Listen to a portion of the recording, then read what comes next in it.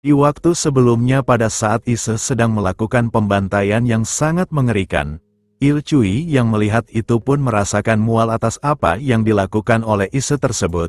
Karena tanpa rasa ampun dan keprimanusiaan, Ise terus mengayunkan kampaknya itu untuk mencincang Demon Spirit yang ada di depannya, dan Ilcui yang akhirnya muntah melihat apa yang dilakukan oleh Ise tersebut, pada saat ia sedang menangisi kematian Paman Guchon, Woljang, dan Gugeol. Ise pun menghampirinya dengan sekujur tubuhnya yang dipenuhi oleh darah dari Demon Spirit tersebut.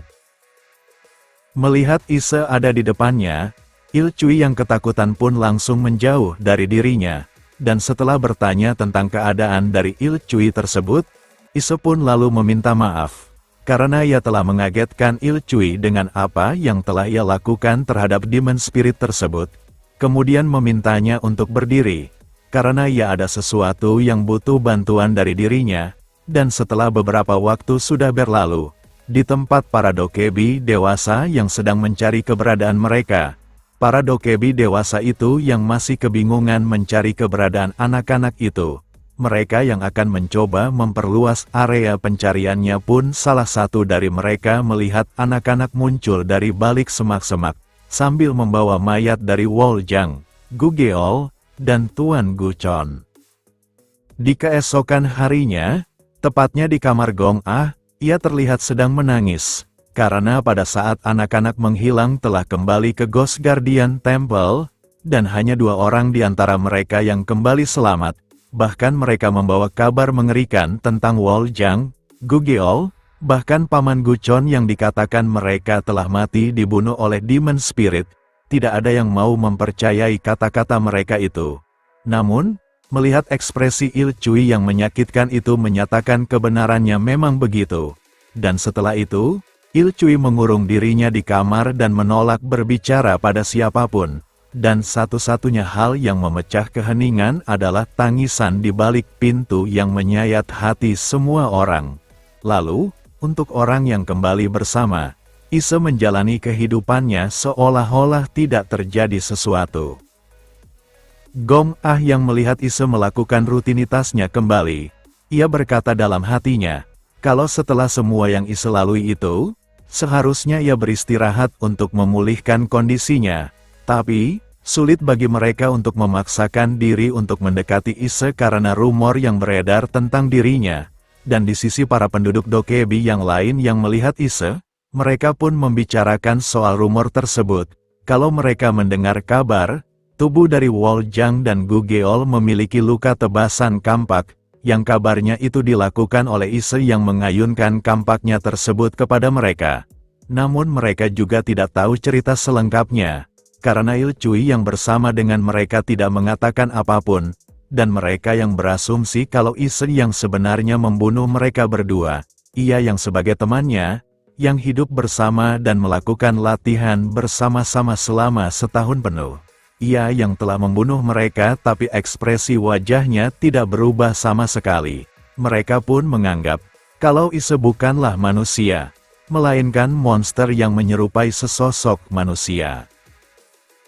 Setelah beberapa waktu sudah berlalu, di tempat altar pemakaman, tempat Woljang, Gugeol, dan Tuan Guchon dibaringkan, Mong Rieon yang sudah kembali dari misinya dan diberitahu soal kejadian tersebut, ia yang datang ke tempat itu ditemani oleh 2 orang dokebi pun terlihat terkejut, karena ia tidak menyangka, kalau Guchon, Woljang, dan Gugeol mati secara mengenaskan, dan sambil melihat mayat-mayat dari penduduknya, Mong Rieon bertanya-tanya dalam hatinya, bagaimana Demon Spirit Intermediate kelas Demon berhasil mencapai perbatasan Ghost Guardian Temple, karena pada saat ia kembali dan memeriksa pelindungnya dan tidak terjadi kerusakan, kenapa kejadian itu bisa terjadi?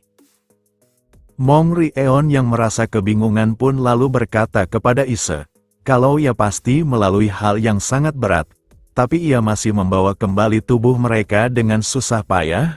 Mong Rieon pun mengapresiasi apa yang dilakukan oleh Ise tersebut, dan kemudian meminta maaf, karena membuat Ise mengalami lagi kejadian yang sama pada saat keluarganya dibunuh oleh Demon Spirit, Namun ia yang ingin tahu kejadian sesungguhnya dari peristiwa tersebut, Mong Rieon pun meminta Ise untuk menjelaskan dengan sangat detail apa yang sebenarnya sudah terjadi yang mengakibatkan mereka bisa mati. Pada saat Ise menjelaskan semua yang telah terjadi kepada mereka, tatapan dari kedua dokebi dewasa itu pun mulai berubah, dan seiring mendengar cerita yang dikatakan oleh Ise itu, mereka yang mulai sinis dan marah pun lalu bergerak cepat ke hadapan Ise sambil berkata, kalau apa yang semua dikatakan oleh Ise itu adalah benar, maka ada sesuatu yang mau mereka tanyakan kepada Ise. Keputusan untuk meninggalkan Gu Geol yang menderita luka parah, dan keputusan untuk mengayunkan kampaknya itu pada kepala anak-anak yang telah dilahap oleh Multi-Face Dragon Horse merupakan keputusan yang terbaik meskipun itu sangatlah kejam. Tapi rekan-rekannya, yang hidup dan berlatih bersama Ise yang sudah tewas, salah satu dari mereka yang sangat marah pun berkata, bagaimana bisa Ise bicara dengan sangat tenang mengenai semua yang terjadi di hari itu? Dan melihat bawahannya terus memojokkan Ise karena sikapnya itu, Mong Rieon pun lalu berteriak dan menyuruh mereka untuk berhenti. Karena dengan apa yang mereka lakukan itu, adalah tindakan yang tidak pantas di hadapan para rekan mereka yang telah gugur. Dan pada saat Mong Rieon berkata kalau sisanya akan ia urus sendiri, mereka yang tak terima tentang hal itu pun mendapatkan tekanan yang sangat besar dari ketua mereka. Yang hal itu pun membuat mereka ketakutan, dan pada akhirnya mereka pun menuruti apa yang dikatakan oleh ketua mereka dan meninggalkan tempat tersebut. Setelah mereka pergi, sambil melihat ke arah pada jenazah mereka, Mong Rieon berkata kepada Ise, kalau ia harus mengerti tentang kemarahan mereka. Karena keluarga mereka yang baru tewas itu, membuat mereka tidak bisa menahan amarahnya, dan melihat kalau Ise menyampaikan semua yang terjadi seakan-akan ia hanyalah membacakan kenyataannya. Apakah tidak terpikirkan bagi Ise, kalau berbicara seperti itu hanya akan membuat mereka merasa kesal, dan Ise pun berkata, kalau itu karena mereka bertiga yang telah tewas pasti akan membencinya, jadi, ia beranggapan kalau seseorang harus mengeluarkan kebencian itu mewakili mereka. Mendengar itu, Mong Rieon berkata, apakah Ise mengira kalau dengan menerima beban amarah mereka yang sudah mati akan menemukan kedamaian?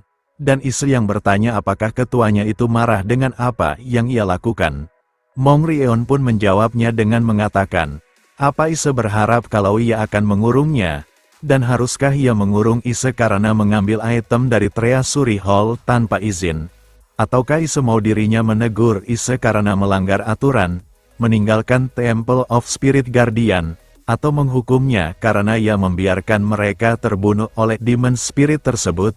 Baik Il Cui dan dirinya yang sedang tidak bisa ditegur. Mong Rieon berkata, apa yang akan ia dapatkan jika melampiaskan kesalahannya kepada mereka?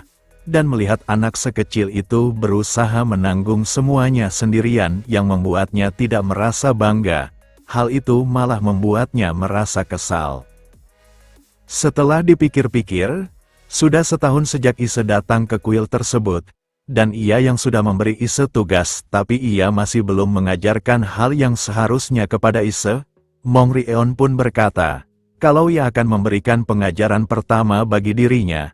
Dan setelah Ise duduk di depan jenazah rekan-rekannya itu sambil memegang lonceng dan selembar kertas mantra, Mong Rieon berkata, kalau mulai di hari tersebut, mereka berdua akan memulai ritual yang memberikan kedamaian bagi jiwa mereka yang sudah tewas, yang dikenal dengan sebutan Rite of Consolation. Di dalam ritual tersebut, Mong Rieon pun menjelaskan, jika demon dan mereka yang terbunuh oleh demon tidak menerima ritual tersebut, kebencian yang tersisa akan berkeliaran di dunia dan membuat demon baru terlahir. Dan jika Ise yang akan menjadi seorang demon spirit hunter, hal yang sekarang ia lakukan adalah salah satu hal yang harus ia pelajari, dan Ise yang bertanya, apakah orang seperti dirinya layak melakukan Rite of Consolation bagi mereka? Mong Rieon berkata kalau ritual itu dibuat agar bahkan orang biasa bisa melakukannya. Namun yang dimaksud oleh Ise bukanlah hal seperti itu. Melainkan ia merasa, kalau mereka tidak akan mengizinkan jika dirinya yang melakukannya. Tapi Mong Rieon berkata, kalau Ise tidak akan tahu jika ia tidak mencobanya terlebih dahulu. Ise yang akan memulai ritual itu pun diinstruksikan oleh ketuanya itu untuk memegang scroll Spirit Invocation di tangan kirinya, dan dibarengi dengan membunyikan lonceng ritual yang ada di tangan kanannya itu. Sambil membacakan doa dengan penghayatan yang mendalam, Ise pun memulai berdoa dengan mengatakan, semoga jiwa mereka berjalan dalam kedamaian, serta semoga jiwa mereka kembali ke jalan cahaya. Dan diteruskan oleh Mong Rieon dengan berkata, kalau meski mereka terlahir dengan energi demonik, ia berharap kalau mereka tidak pernah jatuh ke dalam Demon Abyss dan terlahir kembali sebagai manusia. Ise yang kemudian menggoyangkan lonceng tersebut, ia pun kemudian seperti mendengar perkataan dari mereka, kalau mereka terus menyalahkannya, karena jika orang sepertinya tidak pernah datang ke dalam Temple of Spirit Guardian, mereka tidak akan mati mengenaskan seperti itu. Dan di perspektif pandangan dari Mong Rieon yang tak merasakan hal itu, ia berkata kepada Ise, kalau ritual Rite of Consolation bukanlah hal yang akan berhasil hanya dengan melaksanakan ritualnya saja, karena seseorang harus memberikan hiburan yang mendalam, dan hanya saat jiwa yang tewas menerima perasaan itu, Mong Rieon berkata kalau Rite of Consolation sungguh telah dimulai, dan itulah kenapa, bergantung dengan ikatan antara yang hidup dan yang telah mati, Rite of Consolation bisa saja gagal. Dan pada saat Mong Rieon berkata kalau Ise tidak akan bisa melihat mereka dikarenakan ia tidak memiliki kekuatan spiritual, Mong Rieon pun terkejut, karena jiwa mereka telah menerima ritual tersebut, dan berkata kalau mereka tidak membenci hiburan yang Ise tawarkan. Dengan hal itu, Mong Rieon berkata, kalau ritual tersebut sudah berhasil, dan meminta Ise untuk tidak perlu menyalahkan dirinya lagi, yang hal itu pun membuat Ise langsung meneteskan air matanya. Setelah ritual tersebut selesai, di saat mereka sedang duduk berhadapan, Mong Rieon pun berkata kepada Ise, kalau Rite of Consolation yang dilakukan oleh Ise sudah berhasil, ia beranggapan kalau sepertinya mereka bertiga tidak sampai membenci Ise. Dan mendengar ketuanya berkata kalau mereka bertiga pasti merasa dirinya tidak pernah berniat mencelakai keluarganya itu, Ise berkata kalau hal itu terasa sangatlah aneh, karena siapa sangka, kalau mereka bertiga tidak membencinya. Bahkan ia sendiri saja merasa perbuatannya itu sangatlah keji. Mong Rieon yang mendengar itu pun berkata kepada Ise, kalau ia tidak boleh berpikir seperti itu. Karena kalau orang tua yang melahirkannya mendengar Ise berkata seperti itu, Mong Rieon berkata kalau mereka pasti akan sedih. Namun Ise berkata, kalau ia tidak tahu soal tersebut, apakah orang yang bahkan tidak tahu wajahnya itu benar akan berduka seperti itu? Dan Mong Rieon yang kebingungan dengan perkataan Ise tersebut, ia pun bertanya, apakah orang-orang yang membesarkannya di desa Subu itu bukan orang tua kandung dari Ise? Dan Ise pun menjawabnya dengan mengatakan, kalau mereka bukanlah orang tua kandungnya, mereka hanyalah orang yang mengadopsi dan membesarkannya saja. Ise berkata, kalau ia tidak tahu di mana ia dilahirkan ataupun siapa orang tua kandungnya, karena ingatan pertama yang ia tahu adalah tergeletak pingsan di tengah hutan, dan orang yang memungutnya adalah seorang cendekiawan ternama di daerah tersebut. Dan berkat bantuannya, Ise berkata kalau ia bisa diadopsi oleh keluarga yang membesarkannya. Dan meski tahu kalau ia berbeda dari anak-anak yang lain, orang tua angkatnya itu memperlakukannya dengan penuh kasih sayang, seolah ia anak kandung mereka sendiri tanpa prasangka. Dan karena hal itu, Ise mencoba terus bertahan hidup, karena ingin membalas budi atas kehangatan yang diberikan oleh mereka. Namun hari-hari itu tidaklah lama. Karena keluarganya itu telah dibantai oleh Demon Spirit, dan kini, yang tersisa hanyalah membalaskan dendam mereka, agar rasa bersalah yang Ise rasakan bisa menghilang. Mendengar kisahnya itu, Mong Rieon tidak menyangka, Meski dendamnya membara sedemikian hebat, Ise ternyata bukan anak kandung dari orang yang membesarkannya, dan ia yang tahu, kalau Ise pasti sangat menghargai kasih sayang yang orang tua angkatnya berikan. Tapi mendengar kisahnya, Mong Rieon merasa sangat kasihan kepada Ise, dan kemudian berkata kepada Ise, hanya karena mereka sudah tiada. Apakah Ise benar-benar merasa tak lagi bisa membalas budi mereka? Karena menurutnya, Ise masih bisa mewujudkan harapan yang belum terpenuhi dari mereka. Contohnya, kalau orang tua yang membesarkan Ise memperlakukan ia tanpa prasangka, sudah pasti mereka berharap, kalau Ise bisa tumbuh dengan baik sama seperti anak-anak yang lain. Dan kalau Ise mengikuti harapan itu dan tumbuh menjadi orang yang baik, Mong Rieon berkata, kalau mereka bisa pergi ke langit tanpa penyesalan sedikit pun. Mendengar perkataan ketuanya itu, Ise berkata, kalau begitu caranya, berarti ia masih bisa melakukan sesuatu untuk kedua orang tua angkatnya itu, dan untuk orang tuanya serta juga adiknya, ditambah untuk Gu Geol, Woljang, dan Tuan Gu Chon, selain memusnahkan para demon. Sambil tersenyum ia berkata, kalau ia akan meneruskan harapan mereka, dan setelah berbincang panjang lebar dengan ketuanya itu, Ise berkata, kalau ia sudah belajar banyak dari ketuanya itu.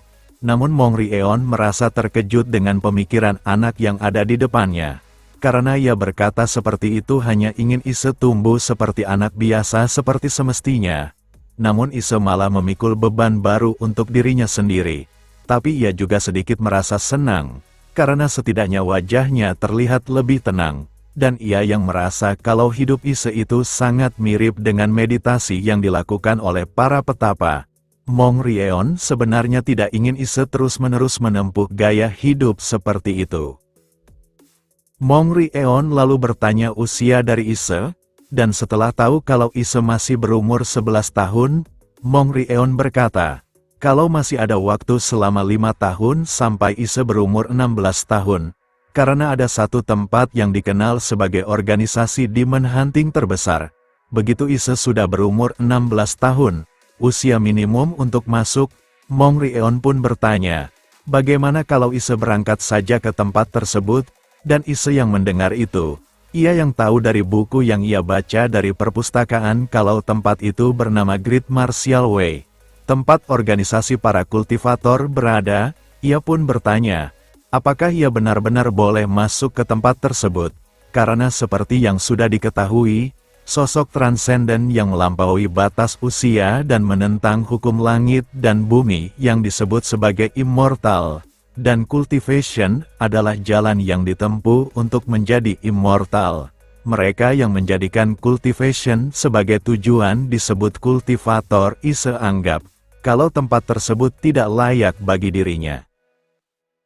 Mong Rieon berkata, kalau cara yang dipakai Great Martial Way untuk mencapai cultivation adalah Demon Exorcism Spirit Commanding Technique, orang yang bisa menggunakannya adalah orang yang telah mengusir banyak demon sepanjang hidupnya. Kalau Ise bisa lulus ujian masuknya saja, Ise bisa mempelajari exorcism art sebanyak yang ia mau. Dan kalau Ise pergi ke tempat tersebut, Mong Rieon berkata, kalau mungkin Ise bisa mencari tahu sendiri, apakah dirinya itu benar-benar seorang monster ataukah bukan, dan diketahui, cultivation adalah orang-orang yang terobsesi mencapai kultivator. Mereka tak segan melakukan hal-hal ganjil demi mencapai tujuan mereka. Karena itulah, orang-orang di dunia mereka memandang mereka sebagai monster. Jika nanti Ise bisa masuk ke tempat tersebut, Mong Rieon hanya bisa bertanya, setelah Ise berkumpul dengan mereka, apakah ia masih menganggap dirinya itu sebagai monster atau tidak? Dan Ise yang mendengar penjelasan dari ketuanya itu, ia pun akhirnya menyetujuinya. Kalau pada saat ia sudah berumur 16 tahun, ia akan pergi ke tempat tersebut, dan Mong Rieon yang berkata kalau keputusan Ise sudah sangatlah tepat, ia yang berdiri pun lalu berkata kembali kepada Ise, kalau ia akan menuntaskan sisa pemusnahan demon lalu kembali. Dan setelah itu, Mong Rieon mengajak Ise untuk memulai pelatihan fisiknya, agar ia bisa mempersiapkan dirinya itu menuju Great Martial Way. Dan sebelum pergi, Mong Rion berkata kepada Ise, bagaimana kalau ia juga menceritakan tentang dirinya kepada dokebi yang lain? Sama seperti ia yang salah memahami harapan para mendiang, mereka para dokebi yang lain mungkin juga salah memahami dirinya. Keesokan harinya, tepatnya di tempat tinggal Il Cui, ia yang terlihat sedang berbaring pun terus memanggil Gu Geol dan Wojang sambil menangis. Karena menurutnya, gara-gara dirinya itu yang mengusulkan agar mereka pergi untuk berburu Demon Spirit Child Ghost. Bahkan Paman Gu Chon juga harus mati mengenaskan, dan Il Cui yang terus menyalahkan dirinya itu. Ia pun berpikiran, kalau seharusnya ia juga ikut mati bersama mereka. Dan tak diduga, terlihat seseorang yang melubangi dinding rumahnya, dan ternyata itu adalah Ise. Ise yang mendengar kalau Il Cui tak mau keluar dari kamarnya itu, ia pun berkata kalau ia berinisiatif untuk datang sendiri. Dan kemudian meminta maaf kepada Il Cui, karena ia yang melihatnya menyerang Wojang dan Gu Geol tepat di depan Il Cui. Hal tersebut membuat Il Cui pasti mengalami guncangan yang sangat besar. Ise berkata, kalau tujuan hidupnya adalah memusnahkan semua Demon Spirit, dan saat ia berhadapan langsung dengan salah satunya, Ise berkata kalau hanya itu yang ada di kepalanya. Dan Ise yang berkata kepada Il Cui, kalau ia pasti mengira dirinya juga seorang monster. Tapi di hari tersebut, Ise berkata kalau ia telah menemukan satu alasan lagi untuk terus hidup, dan akan terus hidup untuk membawa cita-cita mereka yang telah tiada. Seperti Paman Gu Chon, seorang pria berhati baik yang sangat menyayangi anak-anak. Ise berkata kalau ia akan menjadi orang dewasa yang tahu cara menyayangi anak-anak juga, dan menggantikan Wojang yang bercita-cita menjadi seorang Demon Spirit Hunter. Ise berkata kalau ia akan menjadi seorang Demon Spirit Hunter terhebat yang pernah ada, dan sementara dengan Gu Geol yang ingin mereka semua akur. Meski ia tidak pandai untuk berbicara, dan ia juga tak begitu pandai mengungkapkan perasaan, tapi Ise meminta agar Il Cui memperbolehkannya untuk mengobrol dengan dirinya. Meski berapa lama pun waktu yang dibutuhkan, Ise berkata kalau ia ingin menjadi teman Il Cui, dan kemudian meminta maaf soal lubang dari jendelanya. Ise berkata kalau ia akan menambalnya sebelum ia pergi. Setelah pergi dari tempat Il Cui, Ise pun lalu menemui Gong Ah dan chef yang memasak makanannya. Setelah ia mengutarakan isi hati dan perasaannya seperti yang diusulkan oleh ketuanya itu, Gong Ah yang menangis pun langsung memeluknya. Namun untuk para penjaga Ghost Guardian Temple, mereka yang masih memendam rasa benci pun langsung meninggalkan Ise. Dan hari-hari yang dihabiskan oleh Ise pun berjalan seperti biasanya. Setelah selesai berlatih, ia datang ke perpustakaan untuk membaca dan menghafal semua buku yang ada di tempat tersebut. Kemudian setelah ketuanya itu sudah kembali, latihan rutin pun akhirnya dimulai. Dan seiring berjalannya waktu, musim gugur pun mulai memasuki musim salju. Di musim tersebut, Ise dan Gong Ah pun menghabiskan waktunya itu untuk membersihkan halaman dari tebalnya salju yang turun. Dan setelah selesai, ia melanjutkan latihannya dengan ketuanya itu. Dan tak lupa, setelah latihan selesai, ia mampir ke tempat Il Cui untuk mengobrol. Dan begitulah, waktunya ia habiskan. Dari musim salju yang berganti ke musim hujan, kemudian ke musim semi, tak terasa waktu pun sudah berlalu sangat lama. Di tempat Gong Ah dan Chef Koki yang terlihat sedang menyiapkan makanan untuk para dokebi yang lain, Gong Ah yang sudah beranjak dewasa pun membawa sebakul makanan yang berisi bakpao untuk diberikan kepada dokebi yang lain, dan ia yang melihat Ise yang sudah beranjak dewasa menunggunya di luar. Gong Ah yang terlihat senang pun berkata kepada Ise, kalau seharusnya ia bilang kalau sudah sampai di tempatnya itu. Dan kemudian berkata, kalau ia akan segera memasak makanan untuk Ise sesudah mengantarkan makanan yang ia bawa itu.